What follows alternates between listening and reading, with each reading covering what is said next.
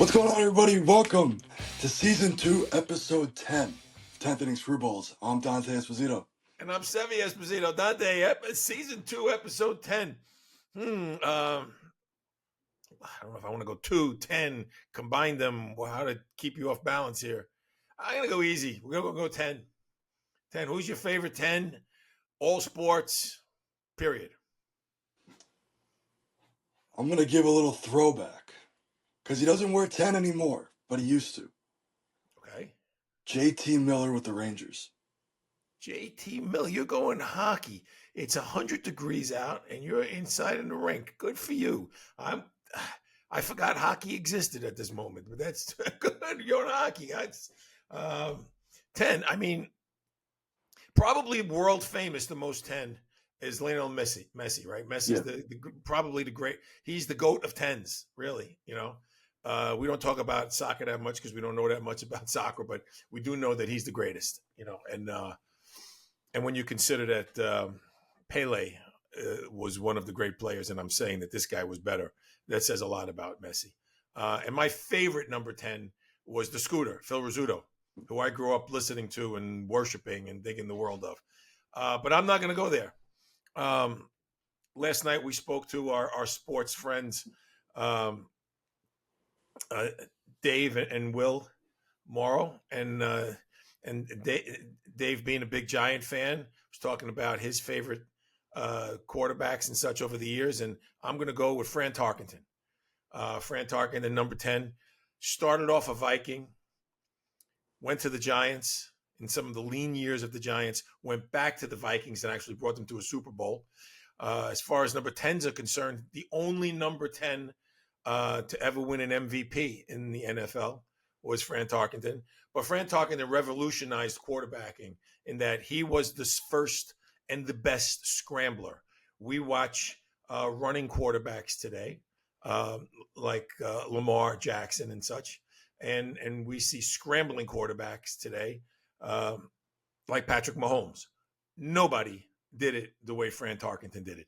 He made defenses look foolish, running around for minutes at a time while the defenders were just chasing and falling after him.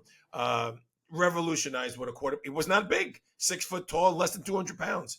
They couldn't catch him.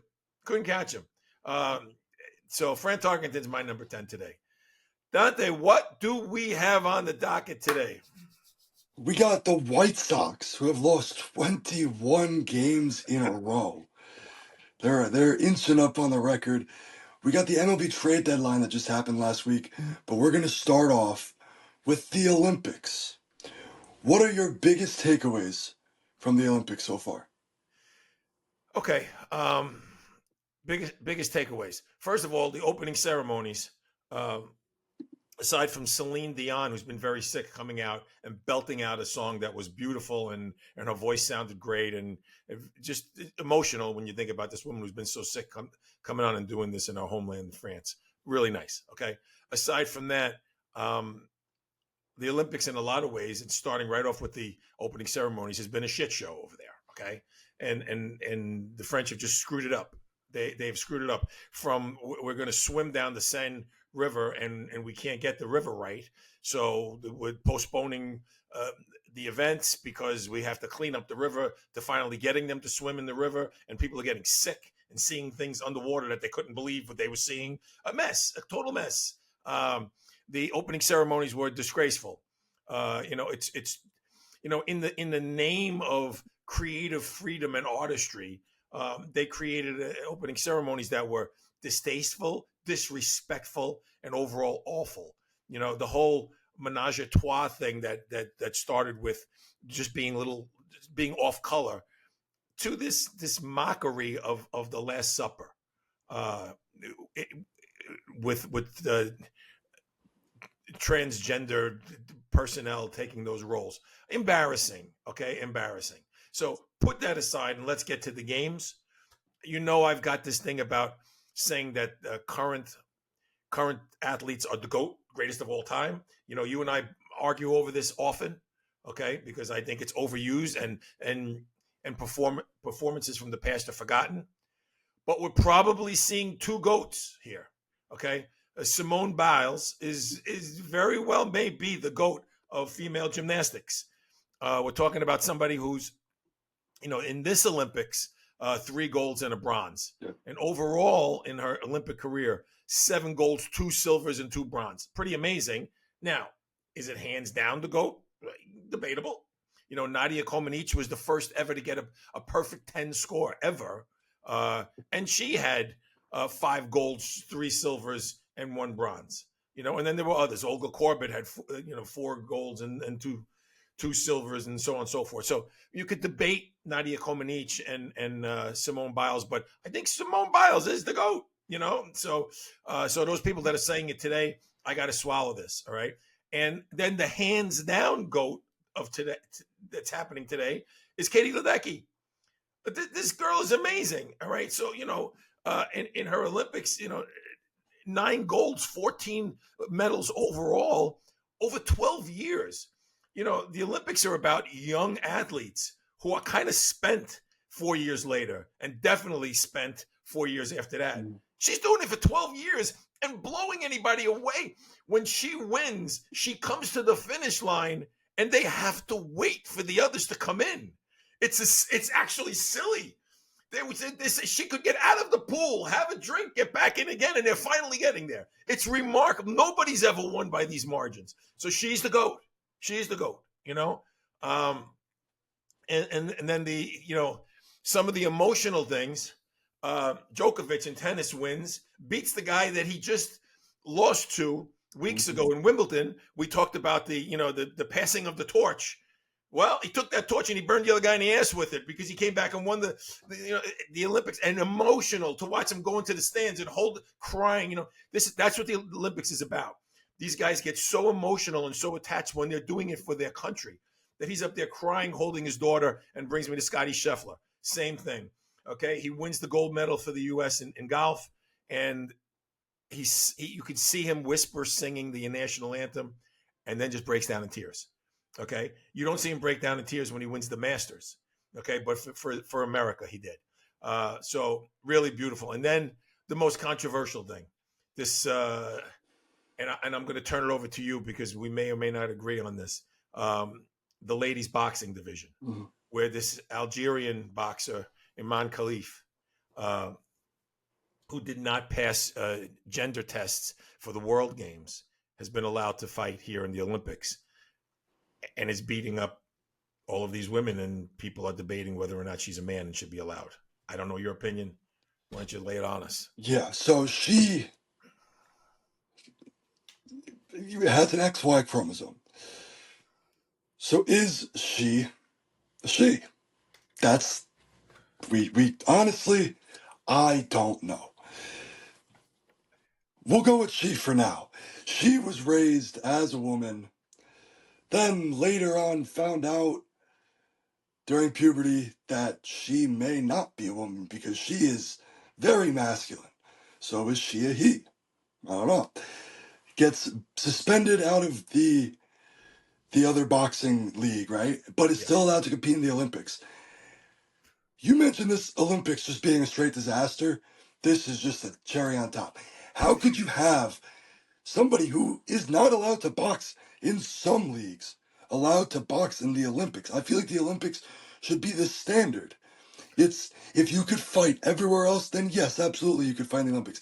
If you can't fight somewhere else, you probably shouldn't be allowed to fight in the Olympics because the Olympics is the once every 4 years per sport per season, and it's the biggest thing. But you can't let that happen, and you can't tell me that nobody knew about this because obviously, in order to be qualified for the Olympics, they gotta not a background test, but they gotta see your history. And for this to be allowed, or for this to even be a topic, is just I don't think I have the words for it. It's a mess. That's what it is. It's a mess. Yeah. So,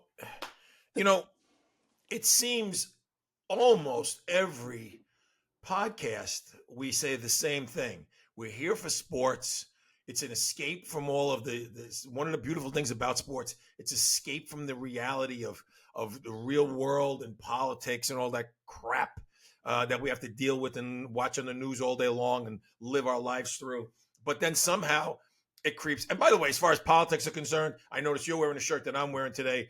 We look silly that we're wearing the same thing 2 episodes in a row, like our mom dressed us and sent us off to school, right, with a little Flintstones lunchbox.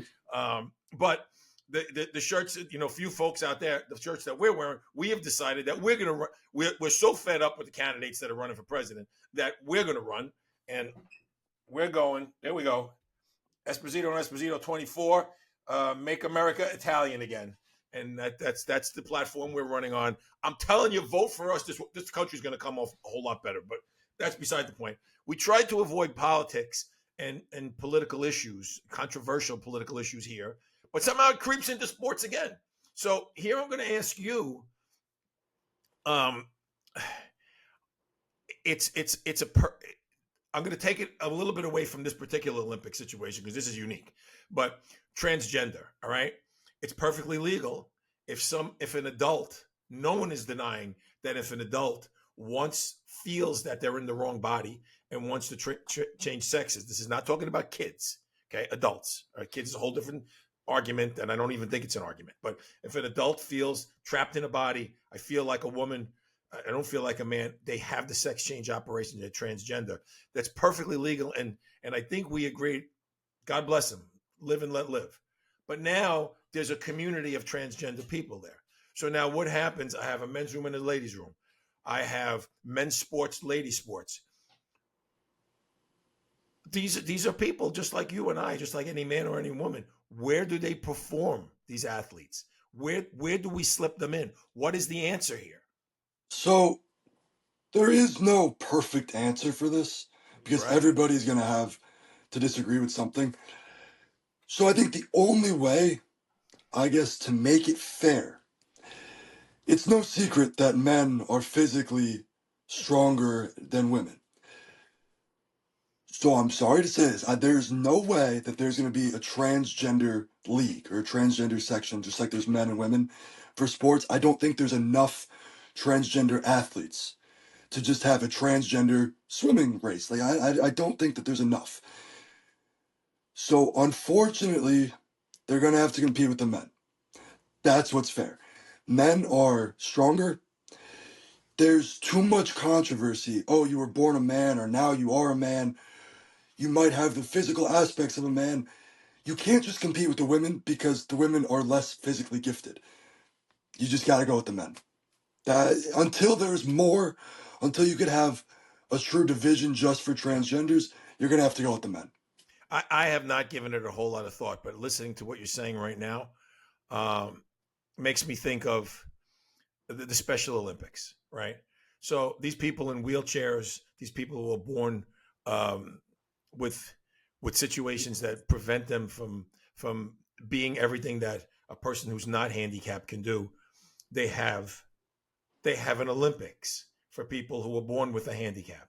So there is a special tournament for people like that. Um, by no means am I saying that transgender people are handicapped. I'm not suggesting they go there, but in the same spirit, why not have games that are suited for transgenders? Okay, separately. And when the day comes, if the day comes, that there are enough, you mentioned they're not enough right now to have such a category, that there are enough, okay, and that category does grow in number, okay, then you can have a third category in the Yeah. Olympics where men, women, and transgender. So to your point, you can't do it today, but maybe you can do it one day. But in the meantime, maybe there is a place for them. And this trickles all the way down. The subject is crazy now because what's happened in the Olympics. But I see it in high school sports. What's going to happen? When you see this situation, there's just not enough. You can't have a boys baseball team, a girls softball team, and then this transgender. Well, it shouldn't even be in high school. That's they're too young. Too young. That's Too young. That's it. yeah. And now we're going to start to get into politics. Yeah. We better not. Okay. I'll end this on a positive note. USA Rugby. Iona Maher is the star of that team. Quinnipiac is where she went to college. So a little thing there. She is the star of that rugby team. a little Quinnipiac alum. I had to do it. Back just a little bit more on the ladies boxing. Um, this particular fighter, Khalif, again, you said was raised as a woman, okay, because she was born without male organs, all right, and then it wasn't until puberty that they started to realize that there must be testosterone levels that were rising in her, and and only after at the World Games did they test for XY chromosome, and that's when they discovered that Yeah. the testosterone levels were too high. So now this person has lived its whole life as a woman and has done nothing wrong. Didn't say I'm going to fool everybody because I'm a man and I'm going to go get a sex change operation, and now feels being bullied and abused in the press when they did nothing wrong. Do you Yeah, no, sympathize with that boxer at all? I she, do. she shouldn't be bullied. I mean, She she is. didn't. I know she is, but she didn't do anything wrong. It was just very I interesting feel situation. I feel for her. Okay. I feel more so for the fighters that she's beating up, Yeah. but I feel for her. And my anger doesn't go toward her.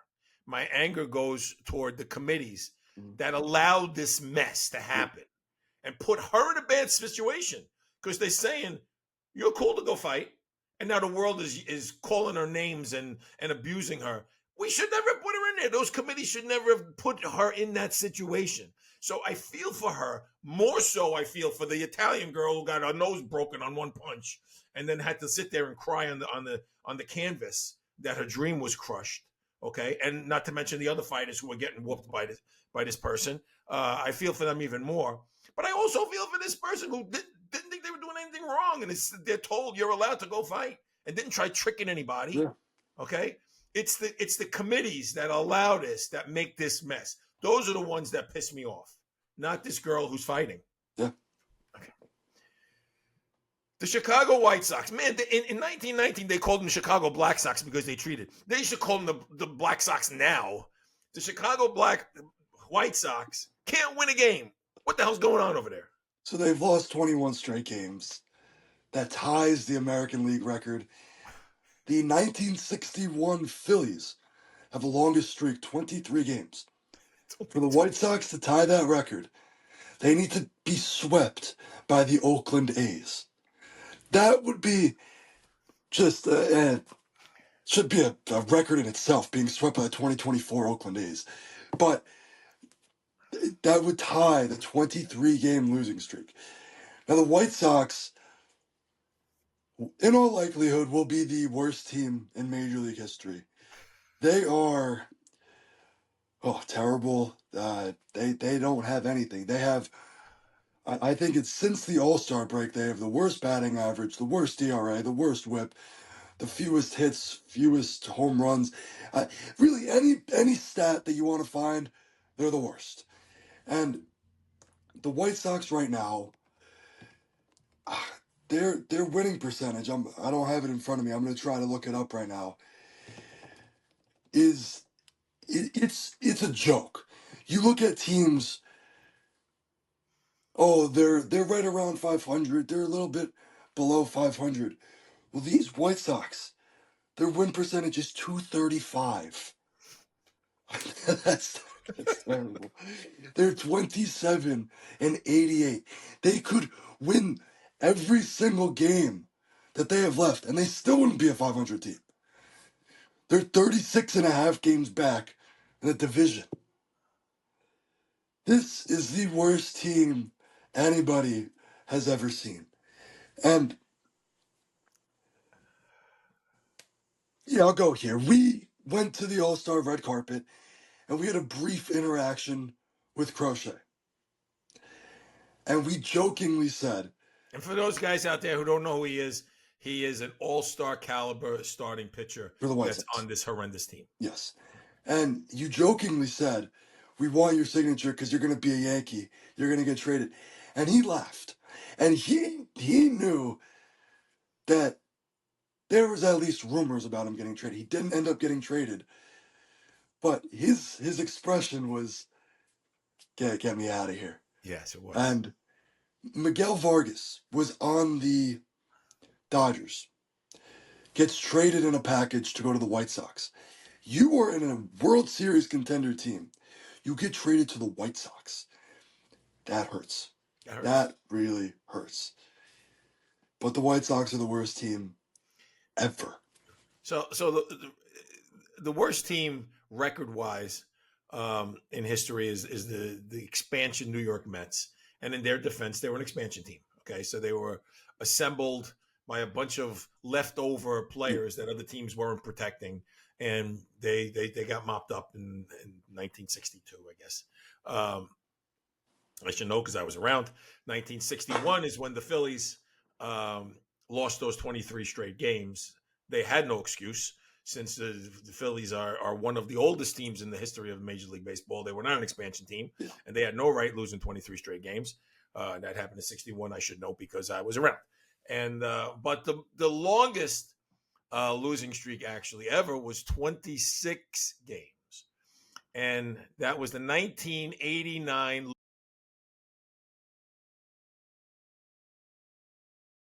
Louisville Colonels. There you go. Okay. And I should know because I was around. Oh, what else we have, Dante? We'll go to the deadline because I briefly talked about it. The winners and losers of this deadline. Give me your winners, give me your losers. All right. Two winners. Los Angeles Dodgers. Picking up Flaherty as a starting pitcher, having a great season. He's has a great history of being a very good pitcher who had been kind of in the doldrums for a little while and has found his game again. And for the Dodgers, that's huge because their starting pitching staff is decimated with injuries this year. Not to mention Otani, who's not allowed to pitch all year, but the pitchers that were are all hurt, it seems. So having Flaherty in the starting rotation is huge. And then they pick up some depth pieces like Ahmed Rosario, good player as a depth piece for a team that's got an injured Mookie Betts and could certainly afford to think about moving Betts back to second base or anything like that if they wanted, if Rosario was playing well, and Michael Kopech, a good bullpen piece. Yeah. So the Dodgers are a winner, and and the other winner, although it's confusing to me, uh, is the Padres. So San Diego Padres, who desperately needed bullpen help to go along with a very good bullpen pitcher they already had in Robert Suarez, go out and they get Tanner Scott. Now, strong. They gave up a lot, Yeah. but from my understanding is their uh, their minor league system is so stocked with excellent players that they could afford to do that. I don't know this for fact. That's the word. All right. But I am confused by how the big picture strategy of the Padres, because here they are doing an all-in move to get Tanner Scott for a couple of months, knowing he's going to walk away at the end of the year or can as a free agent, and giving up young talent for it. When they started the season by trading away Juan Soto for young talent, as if they weren't an all-in this year, but they were planning down the road. If they really were an all-in for this year and they were going to go for guys like Tanner Scott, why wouldn't you hang on to one of the two or three best players in all of baseball in Juan Soto?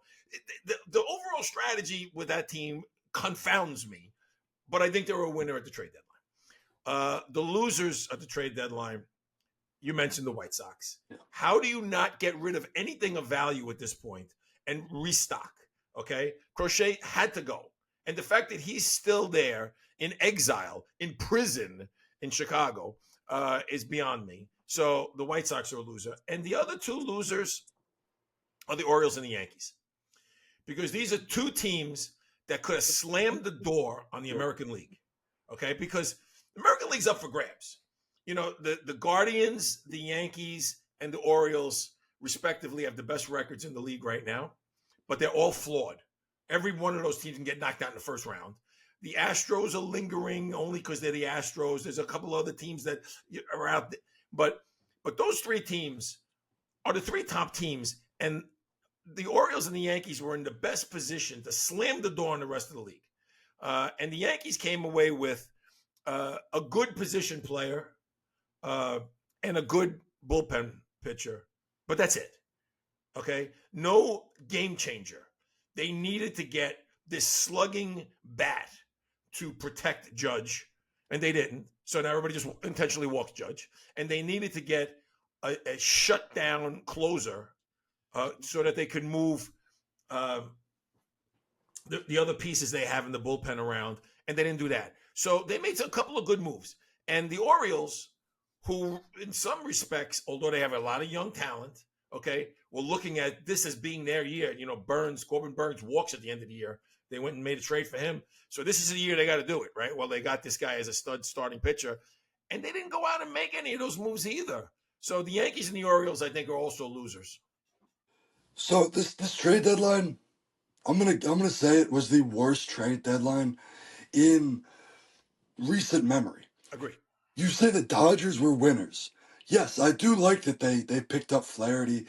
They shored up their rotation. But in any other year, that's not even considered a Yeah. win. That's just average. That's the moves that you needed to make. It doesn't put you over the top. It's just a good move. So if you want to call them a winner, sure.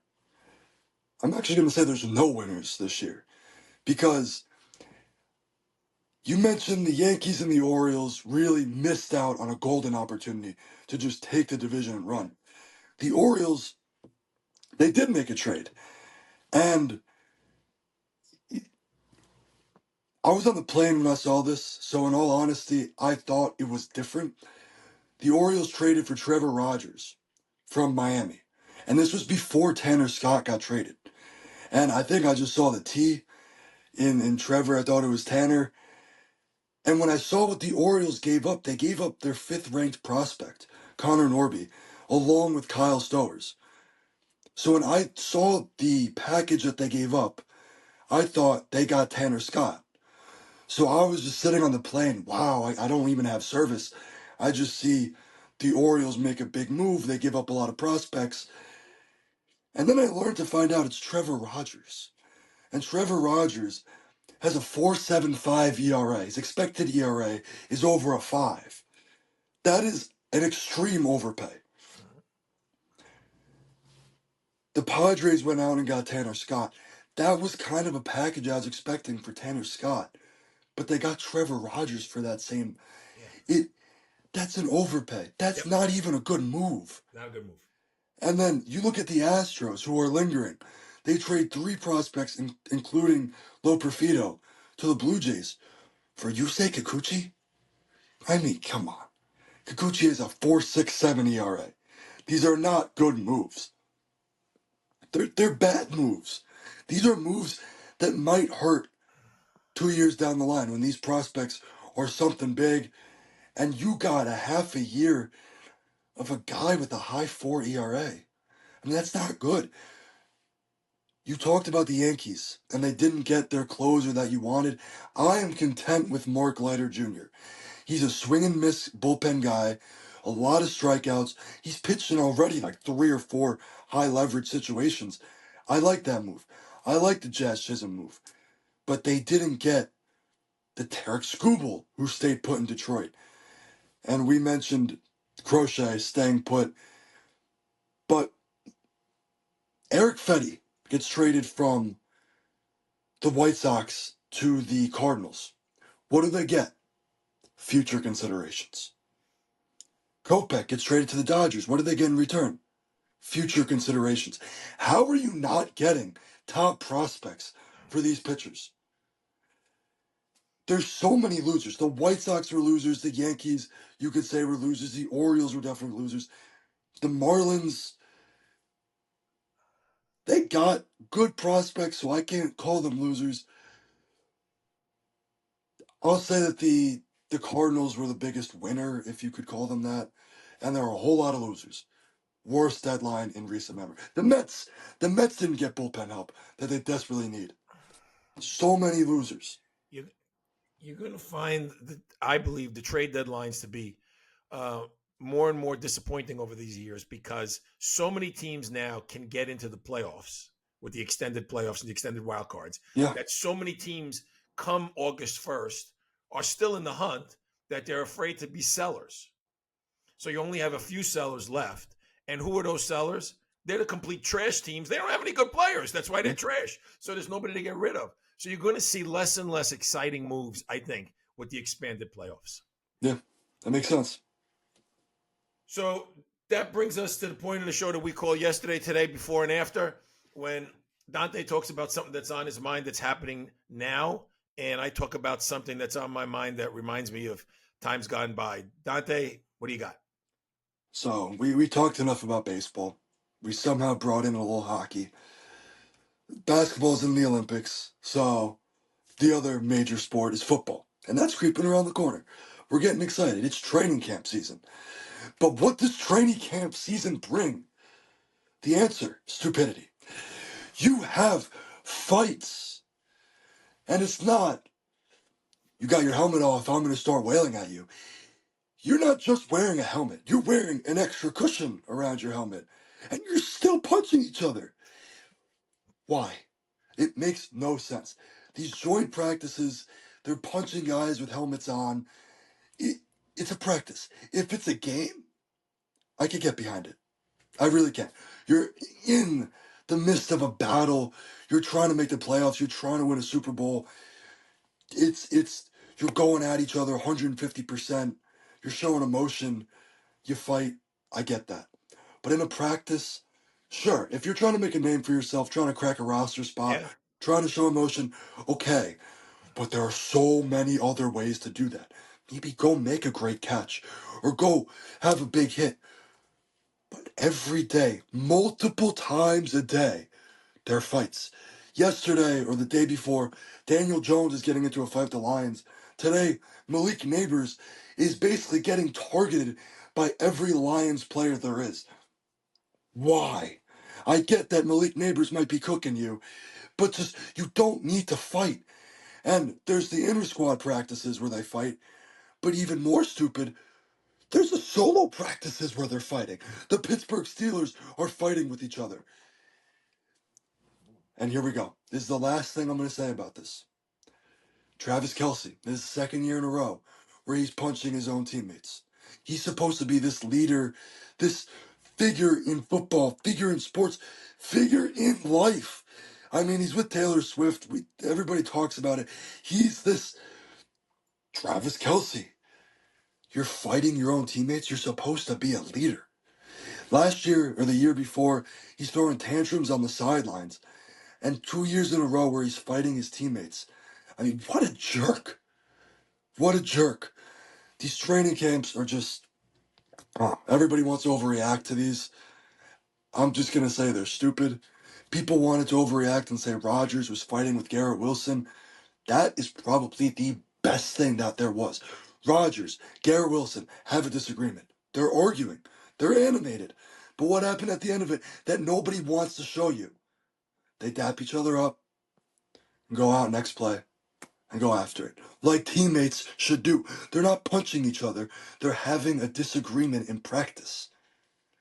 They dap each other up and they go back out there. That's what you need to do. Not punch each other in the head. So training camp has just been stupid this year.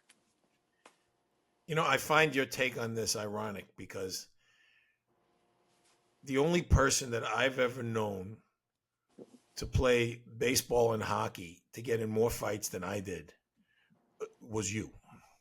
And here you are complaining about people fighting. Okay, so all of the fights that I've gotten into were all in games, high leverage situations, if you want to call it that. Do you think I would ever think about punching a teammate? No. Never have, never would, never will. That's just stupid. Stupid. They're your teammates.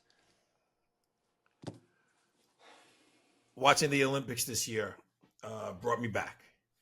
The Olympics has changed a lot. A big part of how it's changed is the Soviet Union, not involved at all. And back in the 50s, 60s, and 70s, it was a big part. Their contestants were always being accused of basically being professionals when only amateurs were allowed to perform. So they would win 70% of the gold medals. It was a farce, and it became a nationalist thing. If you could beat the Russian, there was this element of pride. In the 1968 Olympics in Mexico City, it was in the era of civil unrest and the civil rights movement here, and the Black Power movement was taking hold. And some of the Black Olympic players from the United States, uh, when they would win or be on the podium during the national anthem, they would hold up their fist in the air, which was the Black Power symbol. A lot of people found that disrespectful to the national anthem, found it disrespectful to nationalism. This was about the Olympics, kind of the equivalent of Kaepernick going down on a knee to make a statement, a political statement. So George Foreman, who most people that are watching this podcast right now know him because he makes hamburger grills, was an amazing heavyweight champion, but his amateur career led up to the 1968 Olympics when he goes into the finals, the gold medal game, against a Russian fighter. So this was big national news. We have a fighter who's going up against the guy who's probably 30 years old and is the equivalent of a professional. And George Foreman pummeled him, and they stopped the fight in the second round, which made all of us Americans get super excited because our guy beat the Russian. But even better than that, in the height of the controversy of how black athletes in America would respond after winning a medal, he took an American flag and went around the ring and waved it in four different directions. So he made no political statements other than "I'm here for the United States." He won me over that minute, and I rooted for him forever after that, because that's what the Olympics was supposed to be about. Okay, this was not a time to send some sort of political message about your beliefs. You're there performing for your country. It's why Scotty Scheffler was crying and why Djokovic was crying, because they won for their country. Yeah. These are guys that have won major tournaments, okay? But they were crying over winning for their country. And that's what George Foreman did back in 1968 in Mexico City. And he will ever be here for me after that. Dante, that's it. Wrap it up. Yeah, ladies and gentlemen, thank you for sticking around to watch episode 10, season 2, 10th Inning Screwballs. You know where to find us. Big clips on YouTube and Spotify. Short clips on TikTok, Instagram. If you haven't already, join the chat page on Facebook. It's growing by the day, and we love interacting with you guys. From Dante Esposito and Sevi Esposito. Have a great week. Go get your shine box. Ciao.